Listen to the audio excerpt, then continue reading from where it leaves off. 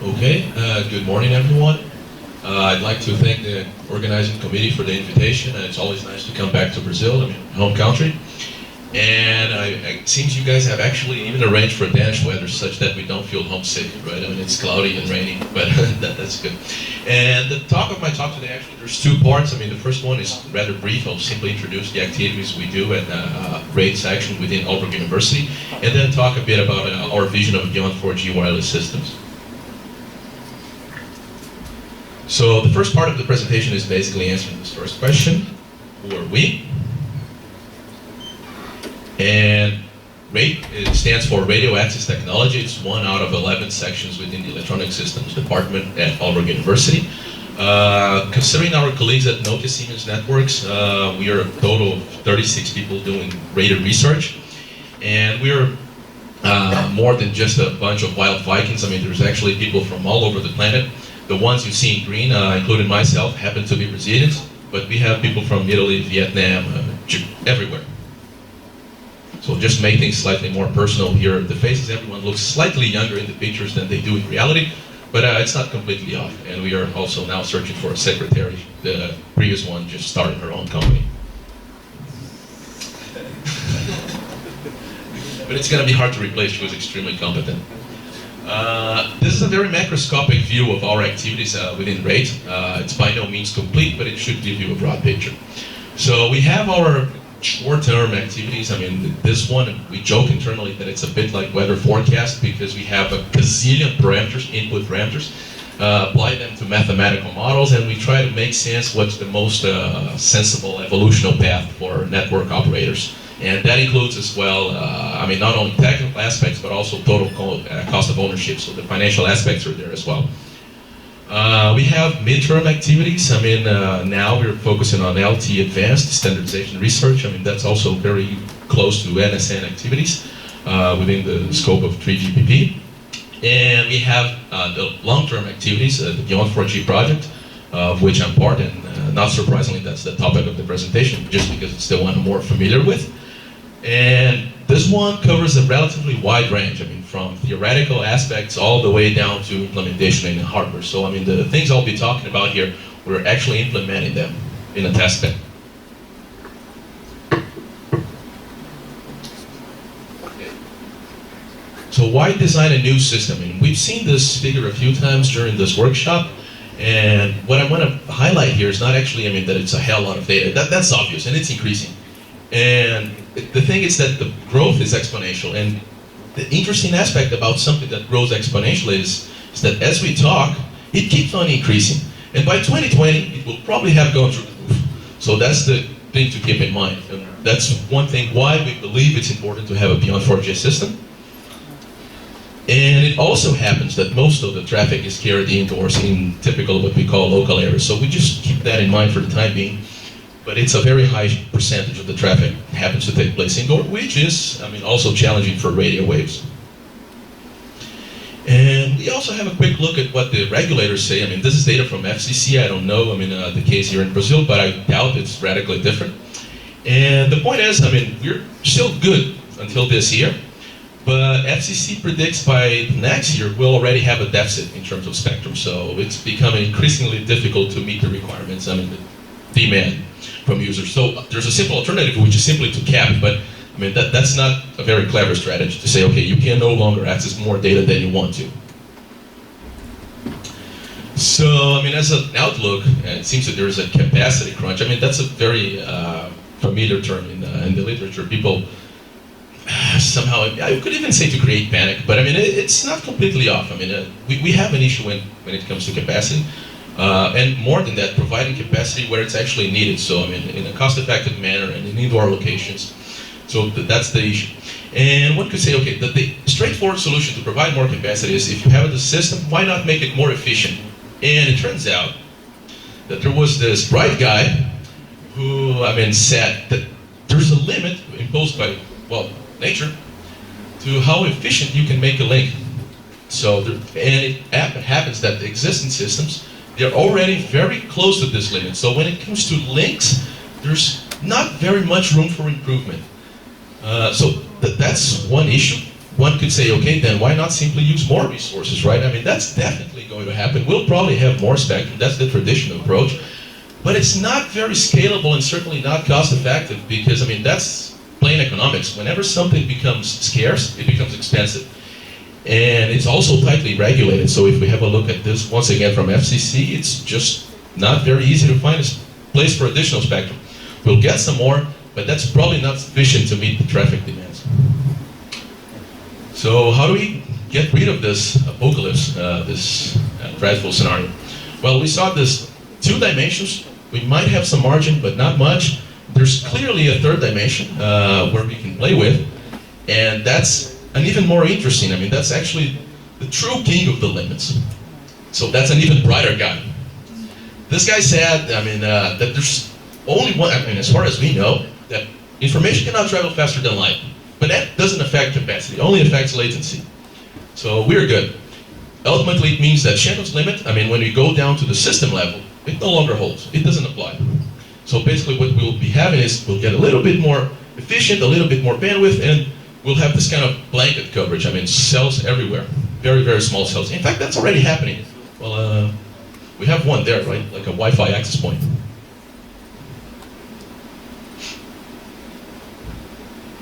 So, what is it beyond 4G system?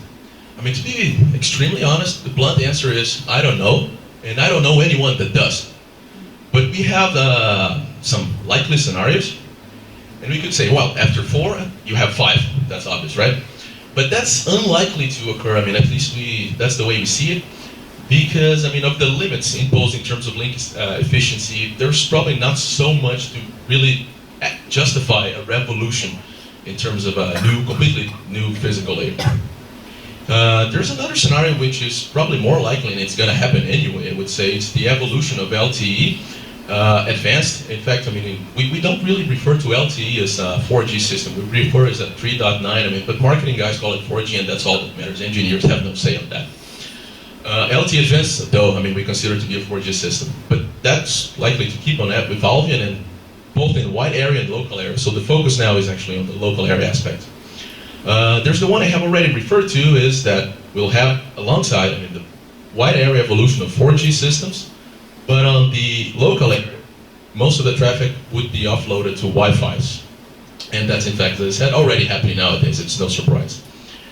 But we're also looking at this enhanced local area system, so that one is dedicated for locals. So you could say it's super Wi-Fi, or there's small cells in the 3GPP domain, what they call femtocells, but it's neither of them. It's actually a combination of both, because the way you see, there's room for improvements in both sides, both areas. So, and it's nice because in terms of research and even in terms of innovation, there's way more open questions on this last row.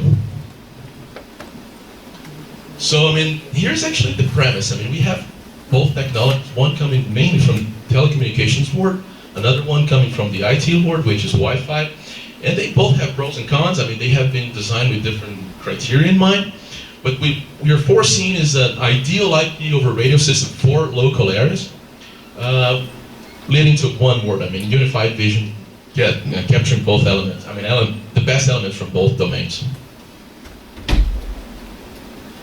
So this is how, I mean, now going slightly more technical, I mean, one potential problem and what's a potential solution involved. That's the evolution. I mean, the past was everything was planned, and we had, I mean, very loose reuse. I mean, the sites were far away from each other.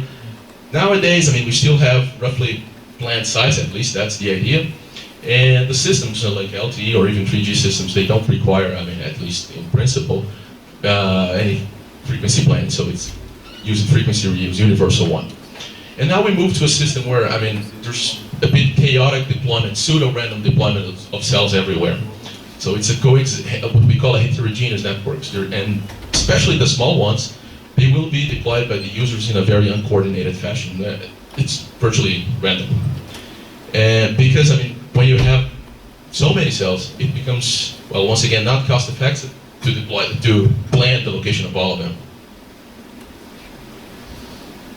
But Radio is a tricky medium because I mean it's essentially shared, right? I mean it's when we're talking about networking, it's by no means like a switch or a router. It's much more like a hub. So interference everywhere. You affect your neighbors. So if we consider that we have private cells similar to what we have nowadays with Wi-Fi, I mean that you have your own cell and you don't want your pesky neighbor using your signal. We call that a closed cell, okay? So it's just private, it's yours, and you deploy it wherever you want to, in your place, in your house or office. Okay, it's still visible.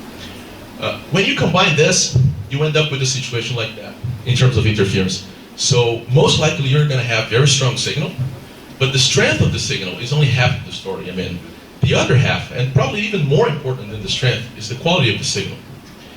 And this quality is affected by interference. A very simple analogy, I mean, is you could say the capacity depends on the amount of resources you have, the bandwidth, so the spectrum you have dedicated to that system. So, loosely speaking, the number of channels, and the quality of those channels. You could say, well, a very naive approach, if it's behaving like that and there's many neighbors, you could in principle try to ensure that everyone gets, it's what we call orthogonal share of the resources. It's independent, so it's a very clean channel. There's no interference from neighbors. But it happens that this capacity scale, it tends to tip towards this side of the equation. So it's more dependent on the amount of spectrum that you have, so how fat the pipe is, rather than how much rust you have within the pipe. Of course, if it's a very rusted pipe, even if it's very fat, it gets corrupted.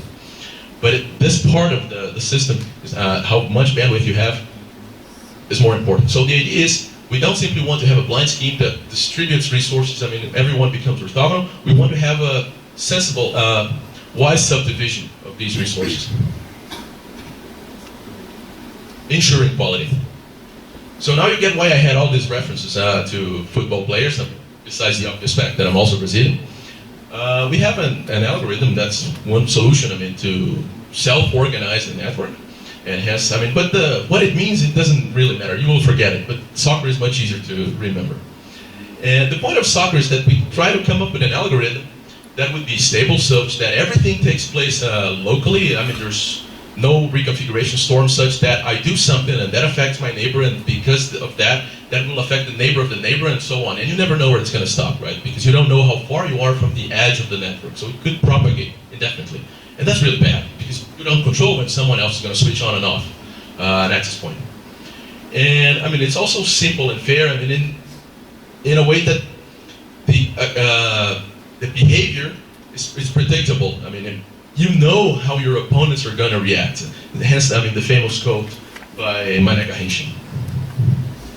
Because if you cannot predict, I mean, it just becomes an iterative process with unknown consequences, which could be made to converge, I mean, but that's a different long story. So getting slightly more technical here, what we assume here is that, once again, I said, I mean, trying to make the cells wiser. I mean, soccer is a cooperative scheme, right? And cells, I mean, if we think of an analogy of a human body, I mean, if you have rogue cells in the network, well, that's not too good, right? So we want them to cooperate. Of course, they are self-interested agents as well. They have their own users to serve. But we don't want them to wreak havoc on the network. So we assume, okay, this is the behavior of the system, and it links to that equation back there. I mean, how efficient you can make the system, and that's a function. I mean, that's for a fixed capacity here. If you have a fixed bandwidth, as your SINR increases, the system tends to behave as such. And for practical reasons, it caps up here. Of course, you cannot have infinite constellation, so you have a limited number of constellation points in your modulation scheme. And there's also, I mean, a lower end, I mean, below which it simply doesn't operate. You get nothing through. The quality is so low that the channel is useless. So a practical system would roughly look like that, I mean, from a link perspective. So what this is saying is, if you have, this is the ratio of the capacity of a free channel, so the pipe is yours, and it's completely clean of rust, versus the dirty pipe, the rusted one. And if there's just, say, well, that's independent of the number of cells you have, but we see that a clean channel, I mean, gives you much more then a dirty channel whose SIR is here. So it's more than 11 times more capacity. But it goes down, down, down, down, down, down, down, all the way. For instance, at this point, if you have just 2 cells, it's, well, below twice. So in that case, it would probably, what does it mean? It makes sense to say, if I get a clean channel with half the spectrum, I'm already better off if I decide to cooperate with someone. So then it makes sense to say, okay, I want to have an orthogonal channel rather than, because it was very fat, but it was very low quality one.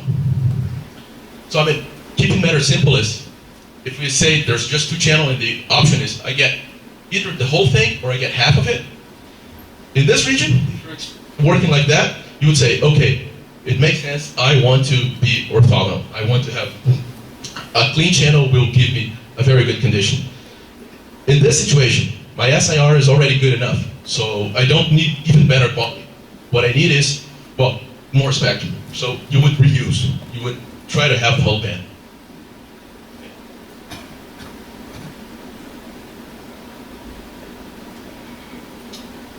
So here's the cooperative element of the scheme. Basically, we're saying we say there's cells or access points, whatever we call them. They will form coalitions. I mean, that's an agreement to cooperate, and there are multiple criteria for the formation of those. I mean, identify, okay, we better cooperate, but the one that seems to work best, especially when we have those private cells, is the one where you say, if I am this cell here, A, and I hurt my neighbor, cell B on the other side, or if I get hurt by that cell, then it's a clever move to say, okay, analyze the situation and cooperate. So basically say, if there's 2 cells, I will get my fair share, I get my half, and you get your half, and we're cool. And we don't interfere anymore. So you would lead to a situation like this. Either one cell benefits or the other cell benefits, you cooperate, you form the coalition, you play soccer. So I mean, there's limited time here, so it's easier to show soccer operating live. I mean, if you're interested in more details, we can discuss that offline. But basically, this is how the algorithm would work.